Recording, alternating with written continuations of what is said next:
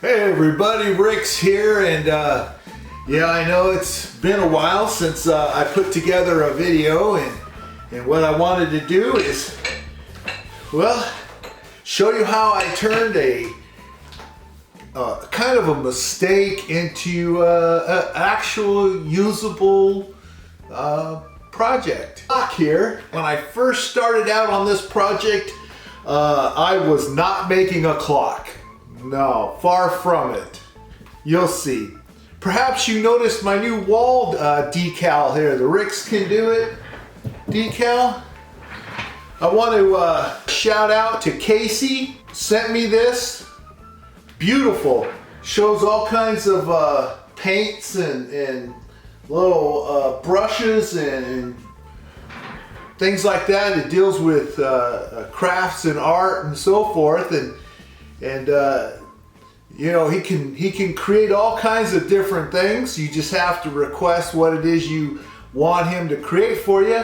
But I've got details down in the description area of this video, and you might want to reach out to Casey. His website link should be down in there. Put something in your kids' room, man cave, favorite football team, whatever it is. He's got all kinds of different things. Anyway, so again, I want to say thanks to Casey, and you're going to be seeing this decal behind me here in future videos. So I just wanted to make sure you all know where it came from. Let's get into this project.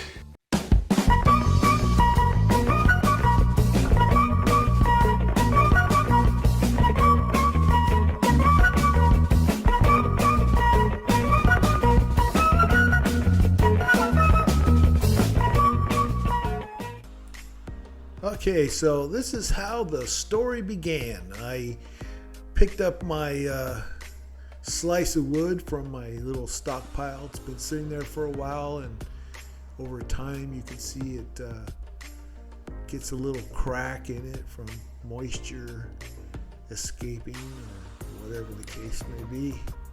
I don't know. I'm not a wood slice expert, but I try.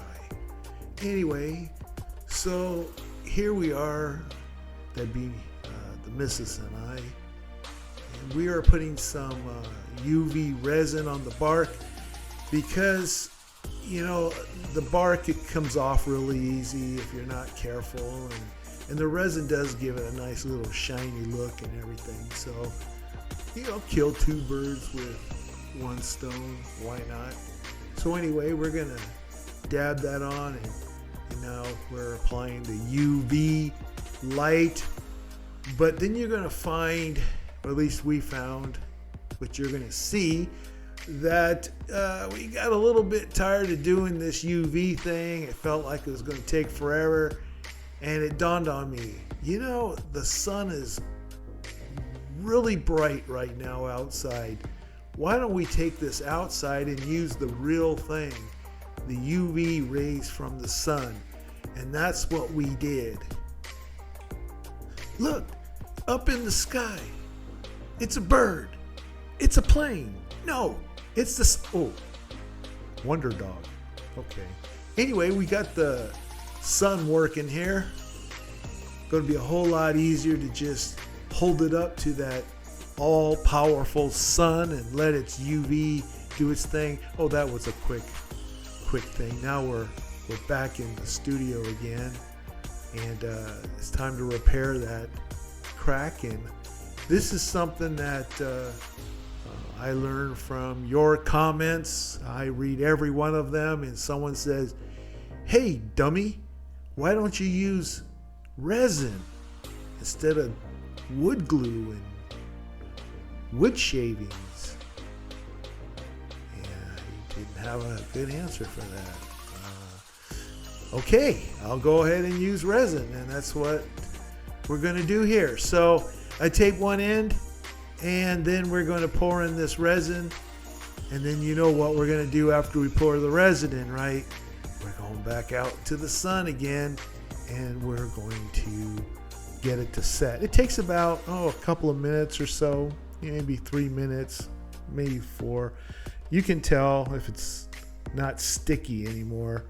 that the sun has done its thing, or the UV light, or whatever you decide to use. So yeah, it's back to the sun with this thing after I fill it all up with resin. All right, well, it's in the garage now, and it's time to sand the surface nice and smooth and flat. You know, it's not easy to do. It's going to take a lot of sanding, and sometimes I take shortcuts because I get a little impatient. But look at the patchwork. Came out okay. Yeah, let's touch the sticky stuff. All right, well, fat arm out of the way there, and you can see that I'm blocking off the bark because I'm going to paint this thing, and I kind of like to keep the bark looking barky, you know, brown. And I'm going to paint this thing white just so that the image shows better. So yep, there's the white, and there's my little spray booth, high tech. You can tell that it's late model 2000. And come on, can spray some paint. All right, see, that was pretty quick, wasn't it? You see what happens there when you don't have it nice and sealed and flat. I get these ridges, like ruffles have ridges. Well, so does my paint job here. So unacceptable. I'm going to have to get at it again. So I sprayed it again, sanded it, sprayed it, sanded it, and yeah, that didn't work. All right, so here's a couple of friends of ours. They were having their 2000th wedding anniversary. Thought we'd make them a quick gift here before we showed up for the eats. And I was trying to, because it's the image doesn't fill up the whole thing, right? The wood slice is kind of on the big side. I didn't want to give them the cheap little wood things. I chose one of my bigger ones, and now I have to fill in all the space with some kind of background. And I thought, well, why don't we just blow up the background and blur it and then just fill that in? Well, you'll see. I can tell you that didn't come out too good. But see, there's why I taped off the bark. See, so that you don't get any of that white paint on there. Get everything else on there, just not the white paint. Go figure. Anyway, so I'm going to go ahead and glue this down. I use the Aleene's tacky glue. I think it's the turbo tacky. It's the same thing to me. And it's a really good glue. It's a very thick glue. I used a little too much. You can tell the bubbling of the paper. Don't do that, people. You'd think I would know by now, but see what happens. Let me explain. When you do it on bare wood, it really absorbs that glue in really fast. It just sucks it down into the pores.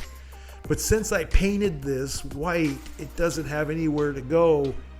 So it sits on top, and it's like I have too much glue because I didn't compensate for its non-porous situation.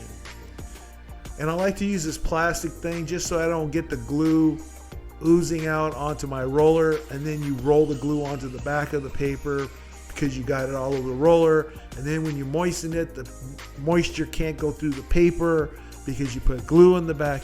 So you don't want to get any glue on your roller because you don't want to accidentally get it on the back of this paper, because we're going to have to moisten this thing, right? And you can see how the paper is wrinkling up a little bit. This because I got way too much glue, but that's all right. We're going to cut the excess off and do the background thing. I'm going to skip past this. This is a little boring. I'm falling asleep here.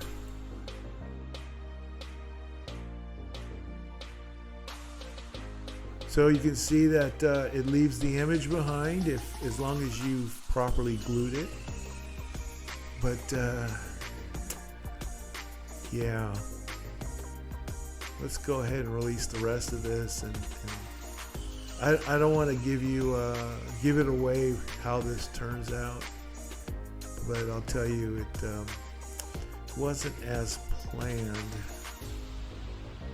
And as you know from the title of this video, it certainly didn't end up being a portrait type craft in the end, but a functional clock. But I'm showing you all the little mishaps that we had in doing this experiment, you might say, of trying to put a background and everything on there.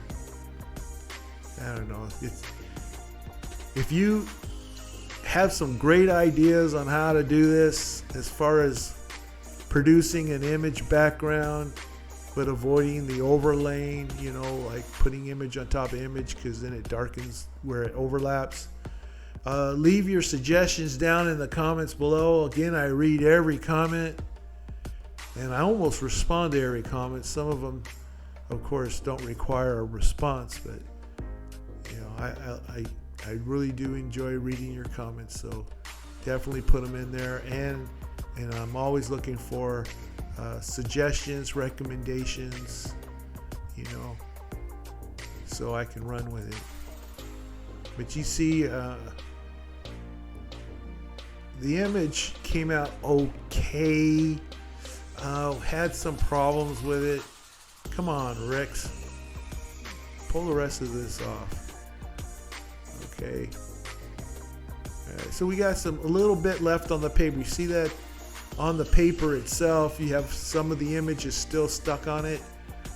That's the parts that were not properly glued, because if it was glued, there would be no way you could peel it off, because it would just plain be stuck to the wood, and you'd only be able to peel the paper off because it's separated from the image when you moisten it. But unfortunately, I don't have a very flat surface here, and my gluing may not have been good, or I may have smeared it with my roller if I didn't pre-protect the image before I glued it, etc., etc., etc. There's various things. Okay, back to the drawing board again. I went ahead and painted over everything, sanded, painted, and now I'm going to try with a different image. If at first you don't succeed, quit and go do something else. No, just kidding. All right, I'm going to protect the image with this spray here real quick, and then I'm going to go ahead and glue it on.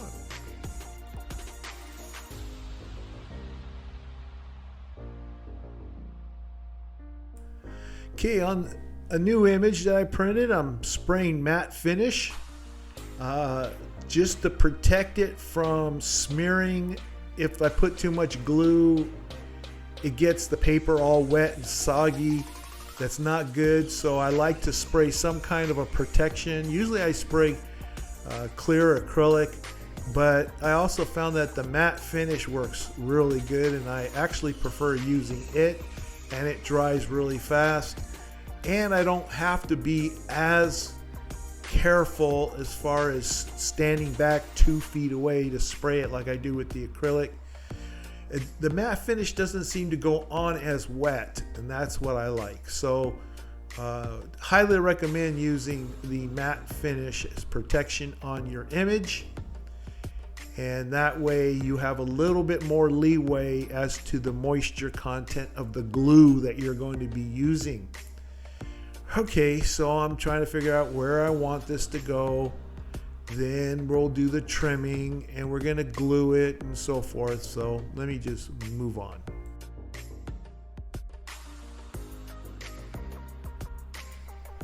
Okay, here's the gluing, and once again I'm using Aleene's tacky glue. I love this stuff.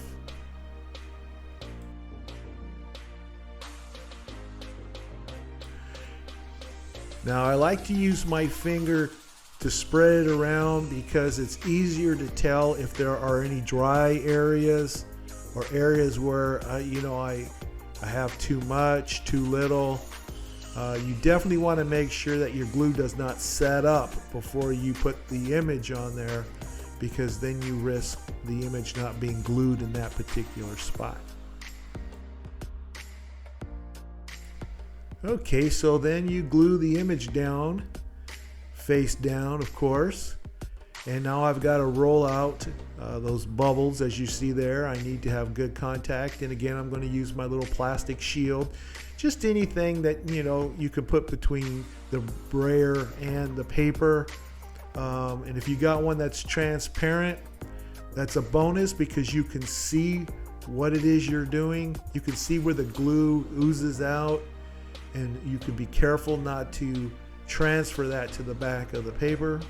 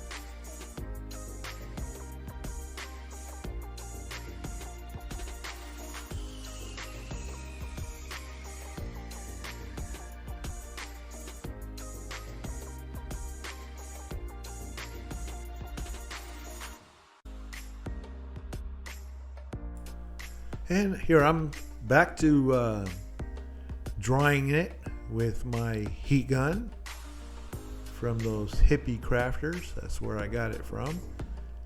And it's a nice little handheld device, relatively inexpensive, but it really speeds things up.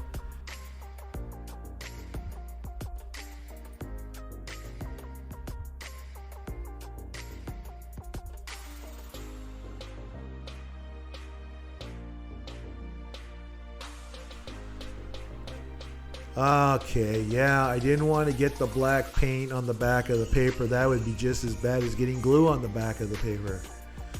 Now I remember. Well, I remember because I'm watching it with you at the same time. So, anywho, yeah, decided to go with black paint. Kind of gave up on transferring a background. Gonna need your help on that, folks. If you have an idea, I'd love to experiment.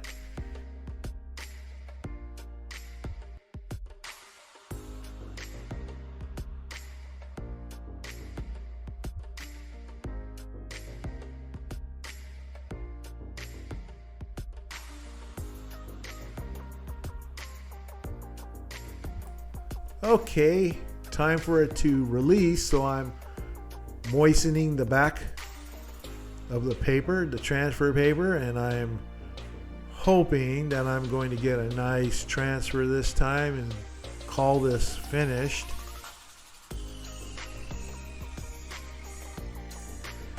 Alright, I'm going to dab off the excess moisture there with a clean dry paper towel, and now it's time to hope that everything got glued down, and oh no, it did not. You have to be careful when you're gluing down on white paint, but you definitely have to be careful when you're gluing down on white paint with acrylic clear spray on it, because if you don't get it to stick, you'll pull it right off with the paper, and that's what I did. Ah, this makes me so mad. Look at that. Now, I ended up getting in here with some more glue and folded it back down again. If you look down in that corner there, you can see how a lot of that white is gone now, but I decided not to do it for the whole thing, and I just said, you know what, I give up. I'm going to make them something else and use this wood for something else.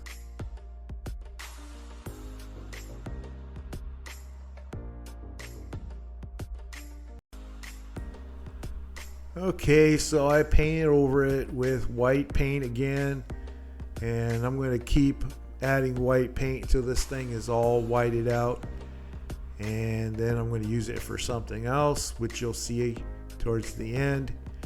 But real briefly, let me show you what I ended up doing. I took a canvas board, okay, because you can make, you can do this on canvas as well as a lot of other things, and went ahead and just went and got canvas, and I'm just going to make a nice little paint board.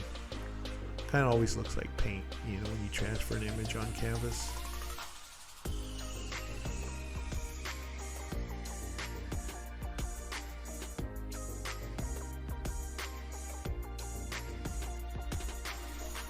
Okay, got another print made, and now I'm just going to put the glue canvas board down on it, press on it really good. Then I'm going to flip it over so I can get all the air bubbles and stuff out. You want to get really good adhesion. Okay, pretty sure I'll probably use that little knife looking putty thing to help me flip this over. I bet that's what I'm going to do. No, I guess I didn't do that. I was trying to see if I could remember. I obviously didn't. Alright, so press it with the brayer. Now this time I'm not using the plastic thing because the canvas is smaller than my paper, and so if there's any ooze out, it's not going to go past the edges of the paper anyway. But I'm going to make sure I get very good contact. I'm going to get all those air bubbles out. And here it's dried. You can see everything should be nicely glued down, and I believe it's 100% dry. You really want to make sure it's dry. And it's time to add some moisture, some water, and we're going to release this. Now I'm not going to speed this up. I'm not going to jump ahead or cut or edit. You can see this in real time and get an idea of how long it takes. It's only like 30 seconds to a minute. You get the moisture going through, you can start to see the image show through. That lets me know that it's absorbing the water, and that's what I want it to do. Is I want it to absorb the water so that it can release the image onto the canvas board. And no, you can't just do this with regular printer paper where it will just peel off. You have to rub it off like crazy, and you may rub off your image. No, this is transfer paper. Again, you can find the link down in the description area of this video if you're interested. And this is what it does. It allows you to peel the paper off.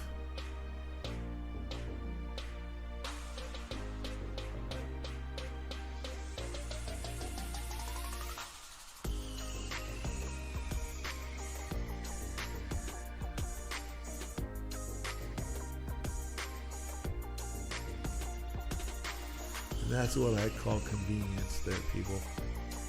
No rubbing. Just peel it off and leave the image behind. How cool is that? But unfortunately, it's still not a perfect transfer. I messed up on my gluing again, or it didn't dry. Who knows what it is. Yep. Thanks, dear, pointing out the little mistakes I made. I find that making these bigger image transfers require a little more diligence in your gluing and so forth.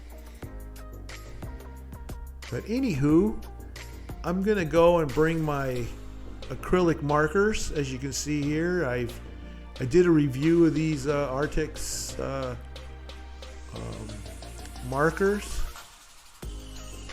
and I just try to match the color the best I can, and I go in there and touch up.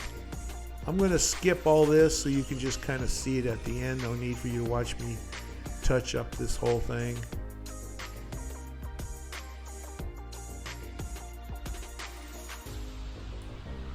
And look at that. Looks way better, doesn't it? I'm going to finish up with the pants here, but anyway, just so that you can see this. And oh, plan B. Okay, so I'm repurposing this wood thing. I've gone through and I've sanded it some more. You can see it's kind of bumpy where that crack was. I did not do a very good job sanding, and if you're as impatient as I am, then you're going to run into troubles like me. Yes, okay, good. So I'm showing that I did use shellac, and the purpose of the shellac is to fill in the grooves and ridges here. So I'm actually going to spray several coats. I'll do a dry between each coat, but it did a fantastic job of leveling out the surface. So there's a little tip for you guys that I found out, is that it works great. It gives you a nice smooth surface to work with, and that's what I'm doing here. And so let it dry and put several coats until you feel confident that you have got a 100% flat surface.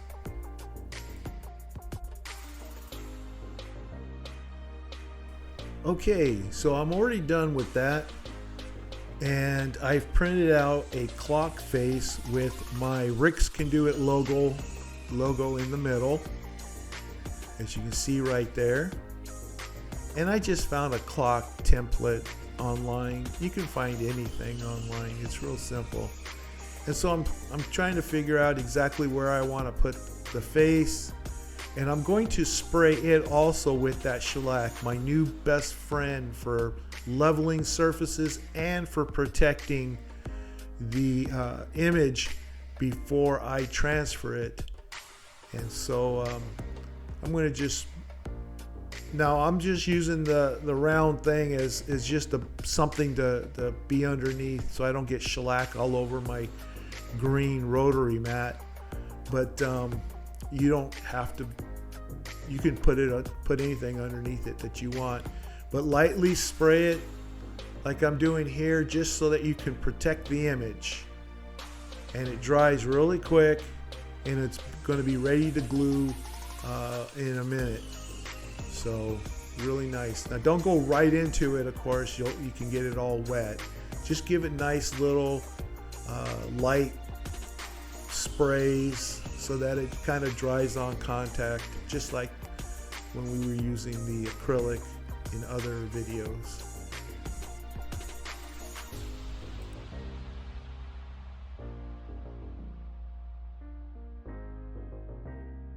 I also decided to give it a nice light sanding after the acrylic was sprayed on this, so that the glue would have a better chance of sticking, because we saw how I had trouble with it sticking to the other sprayed surface when we were doing those portraits, and I want to make sure that I don't have little bits not gluing. So I gave it just a light sanding, not to, nothing really noticeable, but it will give it some teeth for the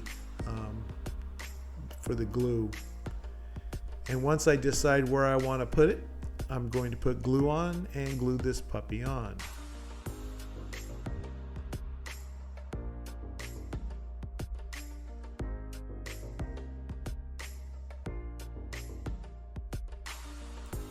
Okay, now the tape you see there is just me marking where the outer diameter of that image will be, so I don't have to glue the whole board. I just glue a circle on the board up to where the tape is. And you can see the glue I'm using is that Aleene's tacky glue again. I even bought a gallon of this stuff. I'll show you guys in another video when I start comparing glues again. And I really like this stuff. It is thick. And yes, you can, if you want, you can dilute it with water if you want to thin it out a little bit. Don't go crazy, because The whole point of having the thick glue is low moisture content so that it doesn't pre-activate the paper prematurely. All right, let's skip forward here. Okay, I got it all nice and smeared around. I even used my finger, which is now floating in the air right now. Got glue on it.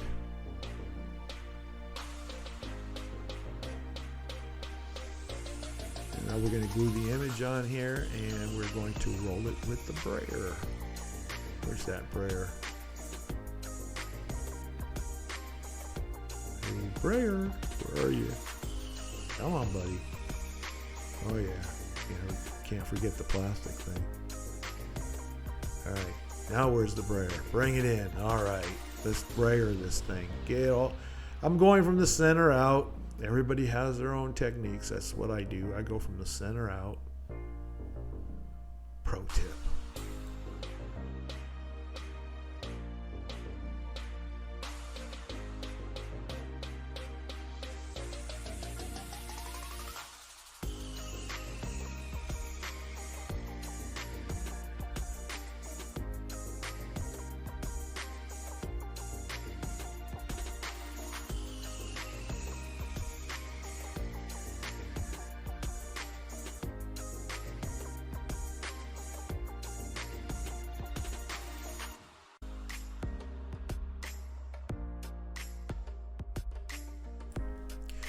Try to get good contact, as bestest as you can. That's a word, you know, bestest. You can tell when your glue is too moist, like you have too much of it, because I started tearing the paper right there. It just like was oozing with glue, and I really messed up, but you're gonna find that it didn't destroy my project. But I'm telling you, even someone like me who uses this stuff all the time, I make mistakes, and I'm still learning, and I'm still experimenting. I'm always finding new ways of doing things, which is really cool. For one, it provides me with some content. Yes, provides me with content fodder. Oh, okay, Rix, whatever. Okay, so there we go. We've already dried this thing, by the way, in case you're wondering. Yes, it had dry time, and now we're going to release it with the water. And let's see, am I gonna? Yes. Dry, clean paper towel. Be careful not to rub the paper off with your finger or anything. I'm just, moving the water around with my finger. Now I'm just trying to find somewhere to start the peel. That's always fun. I did use that little thing, but not when I thought I did. There we go. You gotta be real careful because you can mess up your image transfer by doing that. But I didn't mess it up. I just trying to get somewhere that I can get under. Oh, only got the top layer of paper. I mean, paper coming off in layers. So I have to get underneath it somehow. I don't have the nails for it, but there we go. Okay. Once you get it started, then it just comes off really nice. Look at that. Isn't that cool? Nice, clean, crisp numbers on white background. Look at that. My logo.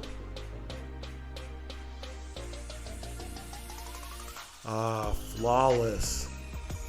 Yes, this was a success. Of course it was. I made a video out of it. Who am I fooling? Not you guys. Well, look at that. Come on. Seriously. You like that, right? It's pretty sharp. Yeah. So, at this point, I says, yep. We got the makings of a clock. When I'm done with this, I'll spray it with a clear coat. You can put a resin on it. You can do whatever. And then any kind of little lines of transfer, you know, will not show so much. Ah, it's time to give this face some hands. Get it? It's time to give this face some hands. And that's what we're going to do here. I see I didn't do my color editing on here. Slightly less bright. Oh well, no worries. Still looks good. I'll have to talk to my editor about this. Yeah, right. I am the editor. All right, well, anyway, let me skip to the point where I'm going to mount this kit that I bought. I believe it was Amazon or Temu, one of those two. But I need to drill the hole in there. Oh, I already did it. Sorry guys. I took a router bit in the garage and I made that hole, that uneven square hole in the back so I can mount the little motor thing. You know how inexpensive those things are? They're cheap. I mean dirt cheap. And you get like different handsets to match whatever your project is. So anyway, let me skip all that because it's boring. Yep. I decided to use some double-sided sticky tape stuff. Also, you buy at Temu or Amazon or whatever, or eBay. Just cheap. You get sheets of this stuff. And I have no nails, like nothing that I can use to get in to peel these backings off. But peel all the backings off so you can stick the thing on. I'm going to skip ahead. Okay. And now it's time to stick it in there. Find the orientation, if that's important. Probably is. And then just press it on. Yeah, that works.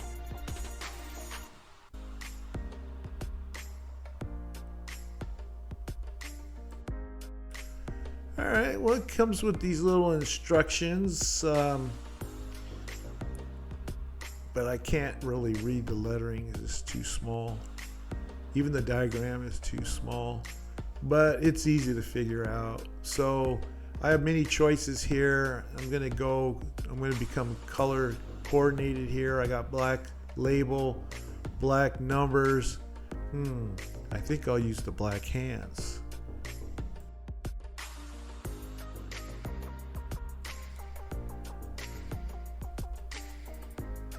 Okay. So I got the hands on, and now I'm testing it to see if they line up correctly and all that by manually moving the second hand. Seems to be working pretty good. Alrighty then.